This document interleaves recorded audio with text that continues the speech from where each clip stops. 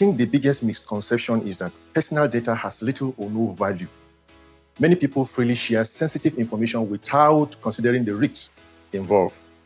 Whether you are applying for a mortgage, purchasing a property, or simply making inquiries, you may ask to provide your name, BVN, bank statement, proof of income, utility bills, passport, photographs, and other personal information. Unfortunately, many people hand over these documents without verifying who is collecting them, why they need them, or how they will protect them.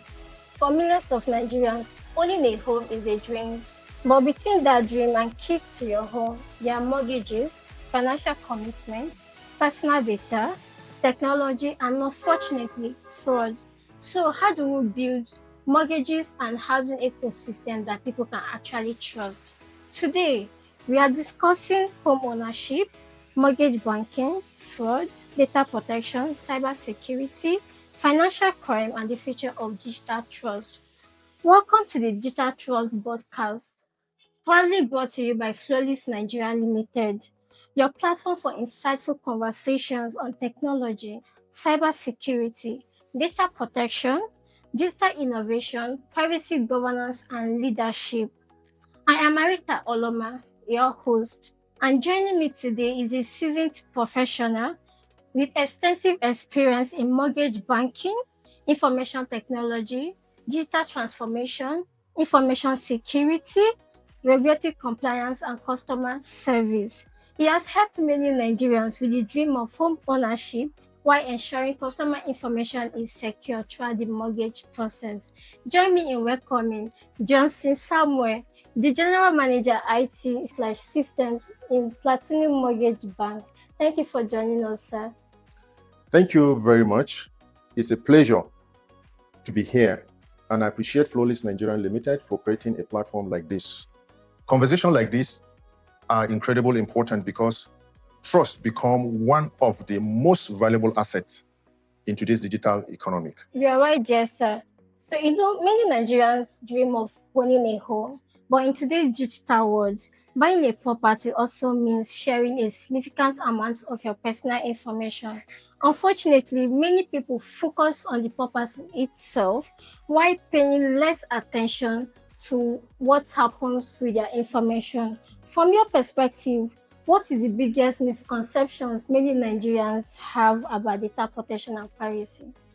I think the biggest misconception is that personal data has little or no value. Many people freely share sensitive information without considering the risks involved. Whether you are applying for a mortgage, purchasing a property, or simply making inquiries, you may ask to provide your name, BVN, bank statement, proof of income, utility bills, passport, photographs, and other personal information. Unfortunately, many people hand over these documents without verifying who is collecting them, why they need them, or how they will protect them. Data protection awareness starts with understanding that your personal information is valuable, just as you protect your money and your property. Your personal data, being cautious about who you share it with, and ensuring you are dealing with legitimate organization can significantly reduce the risks of identity theft, property scam, fraudulent property sales, and other forms of data. Okay, so you said something about fraudulent property scam and fraudulent property sale. So talking about that, we hear stories of fake property listing, forged documents, and people losing their life savings to these fraudsters. So why do people continue to fall victim to property and financial fraud? Fraudsters take advantage of urgency and lack of due diligence. People become emotional, attached to the ideas of owning a particular property, and may ignore warning signs. This is why verification is so important. Before making a significant financial commitment, people should verify the parties involved and the institution they are dealing with. The lesson is simple. Never allow urgency to replace the due diligence. Okay, you previously said something And that brings me to the question I want to ask you now. Okay. So to process a mortgage, institutions like mortgage banks, Yeah. they collect like significant amounts of personal information of their customers, like BVN, NINs, bank statements, salary records, sensitive information. Why is all this information necessary, and what responsibility comes with collecting it? So the information helps institutions verify identity, Hmm? assess affordability, Okay. manage risks and prevent fraud. Oh, Okay? yeah. So, but once an institution collects personal information, it also assumes a responsibility to protect and use that information appropriately. This is why data governance and data protection becomes important. It is not just about collecting information. Organization must know what data they hold, why they hold it, who has access to it, and how it is protected. Okay, so that is a very insightful response, and I believe our viewers are learning. Yeah. But I want to ask you something.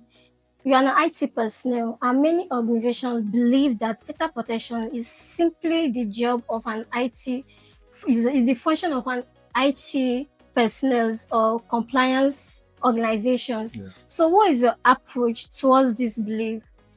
Every employee who handles customer information has a responsibility. A data breach may be caused by a cyber attack, but it can also result from a simple human error, sending information to the wrong person, sharing credentials, or failing to follow established procedure. Data protection must therefore become part of the organization's culture. It is not just the responsibility of data protection officer or the IT department. Everyone who handles data has a role to play. So, mortgage institutions also handle significant financial transactions. So, how important are anti-money laundering slash the countering or combating the financing of terrorism and financial crime prevention measures in protecting the mortgage sector? They are extremely important. Institutions must know who they are dealing with, understand the nature of transactions and identity activities that may present financial crime risks. Strong AML/CFT control help protect the institution, its customers, and the wide financial systems. The objective is not simply to comply with regulations. It is to ensure that financial institutions are not misused for fraudulent or illicit activities. Okay, so technology is transforming financial service, as we all know, from digital applications to artificial intelligence and automated decision making. How do we embrace this innovation without losing trust? Innovation must be responsible. Technology can make mortgage services faster, improve fraud detection, and simplify customers' experience. But organizations must also consider cybersecurity, privacy, accuracy, and accountability. Technology should strengthen trust, not create new risks that organizations do not understand or manage. The future will be increasingly digital, but the need for human accountability will remain. Okay, thank you very much for that, sir. As we all know, no organization is immune from cyber attack or Sure. data breaches. So, when an incident occurs, what should customers expect from a responsible organization? They should expect preparation, transparency, accountability. An institution should be able to respond quickly, contain the incident, assess the impact, and take appropriate steps to protect affected individuals. Trust is not only built when everything is going well, but sometimes trust is must clearly demonstrate by how an organization responds when things is going wrong. Okay, so thank you very much for that. And so this brings us to our last question, and this is a signature question we like to ask our every guest. So it goes this way: just tell me what you feel, that's what you know, understand by what this word is. Because at Philips Nigeria Limited, we believe that digital trust is the foundation of sustainable digital transformation. So, in your own words, what does digital trust mean to you? Well, digital trust is the confidence that customers have that an organization will protect their information, act responsibly, and remain accountable. In most mortgage banking, customers are not only trusting an institution with their money, but they are trusting it with their personal information, and in many cases, their dreams of owning a home. The trust must be earned through strong governance, transparency, security, and consistent responsible conduct. Technology may make the process faster, but trust is what makes people willing to take the journey. Thank you very much. It's quite an interesting conversation, and that is where we'll leave it. Because in the world of mortgage banking, people are not simply investing in property; they simply invest in the future. And whether it is mortgage application, financial transaction, personal information shared digitally, one thing remains constant: that trust is the foundation of every sustainable relationship. Until next time, remember, technology evolves, regulations changes, but trust still remains the foundation. Thank you for joining us once again. I'll see you in the next episode. Don't forget to like, share, tell a friend to tell a friend. This remains the Digital Trust Podcast. Thank you.